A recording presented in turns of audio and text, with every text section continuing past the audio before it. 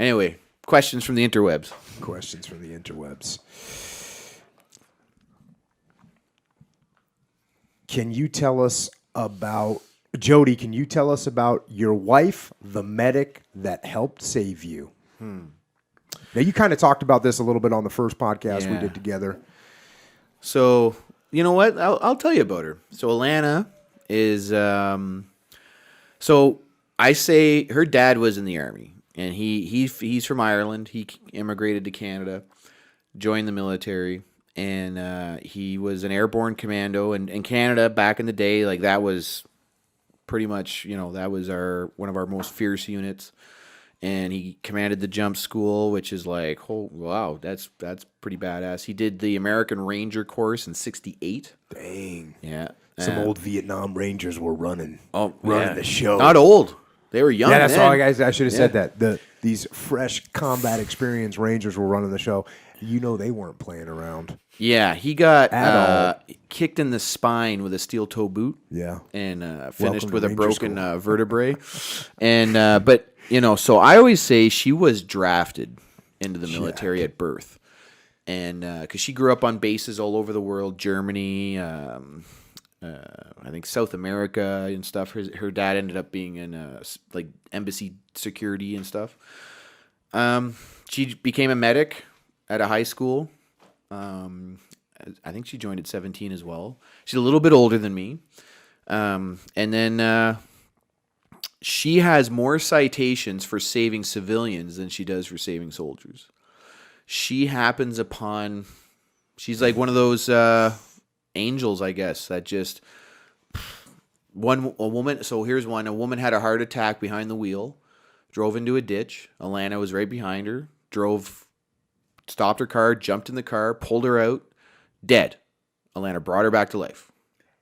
Right there at the side of the road. No equipment, anything like that. Just skill. Skill and determination, and kept her alive until the paramedics showed up and took over. She's got a decoration for that. She helped save my life and a lot of my friends. And one time we were driving and we came upon a scene, and we were in my truck, and Ayla was still a baby, still in our baby seat. And so I look up and I see it. I think she might have been on her phone. I don't know what she was doing. And I see a scatter of cars, car parts everywhere, and one lone cop standing in the middle of it like a squirrel. And not because he's scared or anything. He's the only guy. Mm-hmm. He's the first on the scene. And I look and I'm like, okay, something bad happened here. And I see one vehicle in the middle of it all, and I went, Alana, they need you. And she went, huh? I said, you see that van? They need you. She jumped out, jumped headfirst through this van was crushed. And she went in there, and there was a 3-year-old little girl that had been hit with the car was T-boned. She stabilized the little girl's spine, kept her alive until the firemen showed up. They extracted. She was in command of the scene. And they were like, they I guess I was doing my best to help the cop with traffic and stuff like this, and deal with some of the other like minor injuries. And the fireman, like the first guy to put his head in, he's like, I kind of heard like, well, who is this? And then all I hear is Alana like, I need this, and I need, like, she's barking out all these orders, and I go, oh, yeah, okay, hang on. So they're running, they're getting all this stuff, and they get the board, and they put the girl ended up passing away, unfortunately, but zero hesitation. That's my wife. Fucking hero. And that's outstanding.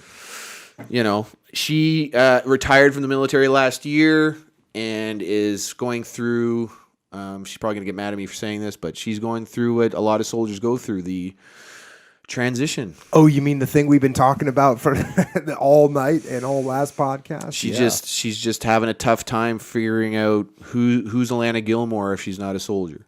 Mm. And she's an amazing mom. She's an amazing wife, and she's an amazing person. It's just, in her mind, she needs to find the new her. And, and I'm trying to help her the best I can, but, I can only do so much. And at some point, she'll figure it out. She's coming around pretty good right now, I think.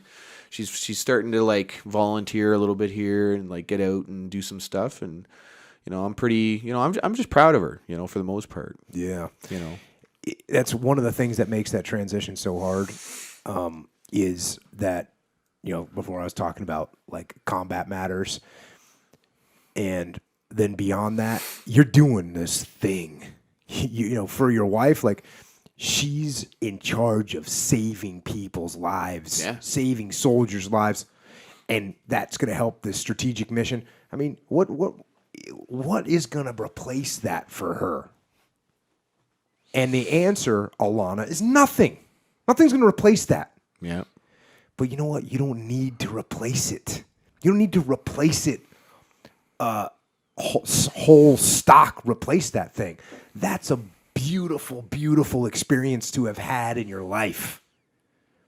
But don't let it turn into a black hole, right? Like the black hole, the mass of a black hole is some insane number, just like the mass and the power of this combat experience is the same thing. It's this super powerful experience, but don't let it suck all the other experiences away. Don't let it do that. Don't let it do that. So what else? What matters now? We know what mattered in the past. Right. But what matters now? That's the question. And there's so many things. I mean, you got 2 daughters. Mm-hmm. You got your dumb ass to take care of. And I am dumb. She'll tell you. So what is it? What are those things that matters? And what's the next mission she's going to find? Maybe she's going to end up being a paramedic. Maybe she's going to, who knows? Maybe she'll end up being an artist. Maybe she'll end up having her own podcast. Maybe she'll end up being a painter. I don't know. But what mattered in the past is awesome. But let's find out what matters now. Yep. And grab a hold of that. Baby, listen to Jocko now. Hold on to that thing and let that thing grow. Yeah. Let that thing grow. Let that thing feed off of the past and bring something new, something bigger, something that's happening now. But that's my wife. Yeah, that's awesome. You must be damn proud of her. I can see it on your face. Like, I don't have any decorations for saving people. Neither do I. Like, I think about what I saw. I saw a lot of destruction, but honestly, it was mostly the enemy, that I caused. And I'm like, it's easy to step over him. Like, he doesn't look like me. He doesn't talk like me. He doesn't dress like me. I don't even know that, I didn't know nothing about that guy. Step over him, carry on. She rolls up. Let's just take my case. She knows me. Mm-hmm. I'm Jody. I'm her buddy. We watched Family Guy together. I used to, her ex-husband and I we're buddies. All these things. And she would, whenever she would roll up to a scene, it was to clean up the mess the enemy made of us. Mm. And she knew we're a tiny army, man. Yeah. And we're a brigade for us is like 3,200 guys, maybe 2,500 in 2006. Yeah. So she knew most of the guys that she put into body bags, or like in my case, she says after they loaded me on the helicopter and it flew away, she was just sad because she knew what I was going home to because of my injuries, right? She was like... Fuck. She knew more about your future than you did. Exactly. She knew what a nightmare you were about to go through. She knew what I was and who I was and what I was now going to be, like, have to become and accept. And she says that. She said that in an interview. She'd never said that to me. And I read an interview she gave once, and she said, yeah, I was just devastated for him because of what he was going to go home to. This big, tough, strong, proud guy had to go home without feet. She's just like, oh. And I guess she said something like, if nobody else looks after him, I guess I gotta. God damn it, she did.